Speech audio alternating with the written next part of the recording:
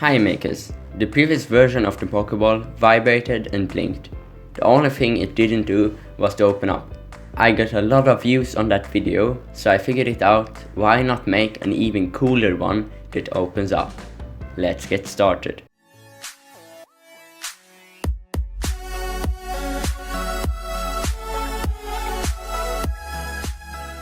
So to start off this project, you will need a big plastic Christmas tree ball. I bought 3 of them. You will also need red and white spray paint, a 9V battery to power the whole system, an Arduino Nano, a 9V battery clip, a DC motor, some wires, a button for activating the system, a switch for turning it on and off, 2 red and 1 white LED, a small nut, a 2.2K and 100 ohm resistor, and a 9G servo motor. You will also need a piece of cardboard. First step is to take a battery and attach the battery clip to it. Then secure the Arduino to the 9V battery with hot glue. Take the battery clip's negative wire and solder it to ground on the Arduino. After that, connect D11 and ground with the 2.2K resistor. Solder a wire to the D11 side of the resistor. Connect that wire to one terminal of the button. Solder another wire to the terminal next to it. Connect the wire to 5V on the Arduino. Take your switch and solder 2 wires to it. Isolate with hot glue. Solder one of the wires to the battery clip's positive wire. Connect the other to V in on the Arduino. Isolate the joint with electrical tape. At this point, if you flip the switch, you should see the Arduino lighting up. Next, take your servo and trim its wires. Strip the ends and separate them. Solder the power wire to 5V, the ground to ground, and the signal wire to D9.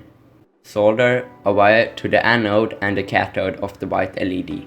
Connect a 100 ohm resistor to the anode wire. Trim the legs of the resistor. Solder the other side of the resistor to D10 on the Arduino. Connect the cathode wire to the ground side of the 2.2K resistor. Take your 2 red LEDs and bend one's cathode 90 degrees. Bend the other's anode onto it. Solder the 2 legs together. Measure out a pair of wires that are as long as the button's wires. Connect those wires to the LEDs. Trim the LED's legs. Solder the anode wire to D13. Connect the cathode to ground. Solder 2 wires to the DC motor. Glue the nut to the side of the motor axis. Connect one of the DC motor's wires to D12 and the other to ground. Now the wiring is complete. Next, take a multi-grinder and a cut-off wheel attachment. Take the Christmas tree ball and with a pair of pliers remove the hanger. With the multi-grinder, first cut off this knob and then cut the whole ball in half. Use the already existing line as a guide. Remember to use at least safety glasses.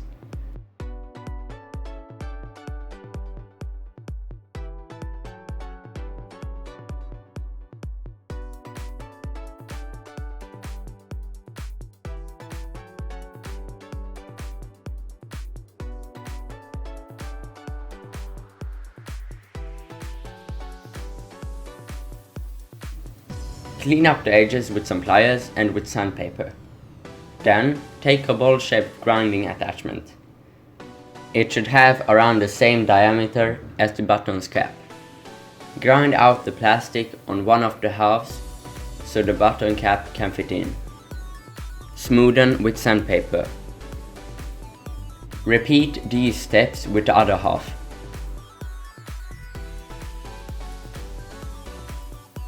Now the button cap should fit in with the gap around it. The next step is to secure our electronics into the bottom half of the Pokéball. Take your battery and glue it a little bit behind the center. This will act as a weight so the Pokéball can stand upright. Then take a small piece of cardboard and bend the two sides of it. Cut it in half as shown on the video. Secure the button to the cardboard with glue. Cut off the corners. Next, bend the red LED's connector. Glue them to the cardboard too, in between the flaps and the button. Also, add some glue all the way around the button to act as a diffuser. Isolate the legs with electrical tape. Add some glue to the lower half of the flaps. Secure it to the ball at the cutout. The LEDs should be under the button, pointing upwards. After that, secure your servo motor into the back with some glue. The attachment should be exactly in the middle and as high up as possible. Take your white LED and secure it above the cardboard piece. Next, take your motor and wrap it in electrical tape. Glue it to the opposite side of the servo. Make sure that the nut can spin freely. After that, take your multi-grinder and a cut-off wheel and cut out a small slot for the switch in the back of the ball. Secure the switch with glue. Pay attention so you still are able to turn the switch on and off after gluing it. Next, trace these shapes onto a piece of cardboard. Cut them out.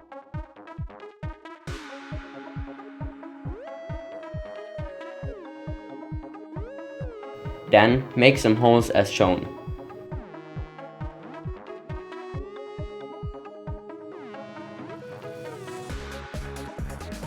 Enlarge the one hole on the big and one of the holes on the smaller piece as shown. Then, take a screw and a nut and secure the two pieces with the screw and the nut via the bigger holes as shown. Add some super glue onto the nut. Next, add hot glue onto the curved side of the bigger cardboard piece. Align the cardboard in the back half so it is exactly in the middle. It also needs to be flush with the bottom. The smaller cardboard piece will need to be able to move around 100 degrees. Next, unmount the servo arm. Secure it to the small cardboard with the small screw.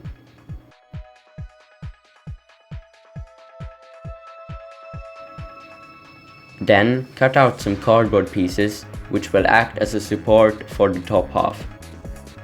Glue them inside the bottom half. Remove the button cap. Wrap the switch, the button, the electronics, and the cardboard pieces in masking tape. I went outside and painted the half with the electronics in it white and the other red. I sprayed 3 thin coats on each half. When it was dry, I took it back inside and removed the masking tape. Then attach the button cap.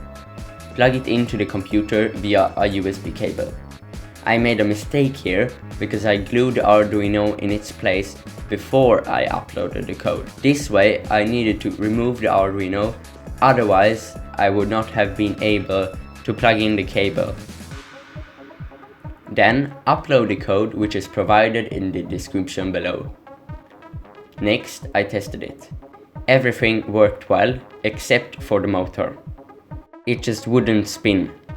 So I picked a smaller motor, glued a nut on its axis, removed the old motor, stripped the wires, soldered the motor to the wires, shrunk the heatsink tubing, added some hot glue onto the terminals, wrapped the motor in electrical tape, and secured it in place while making sure it could spin freely. I tested it again and worked just fine. Then attached the servo arm onto the axis with the help of a bigger screwdriver and secure it in place with the screw. Cut a small piece of elastic and connect the 2 holes with it in the back. So all there is left is to add some electrical tape onto the edges. I also added some weathering. And it's done! You got yourself a super cool Generation 2 Pokéball.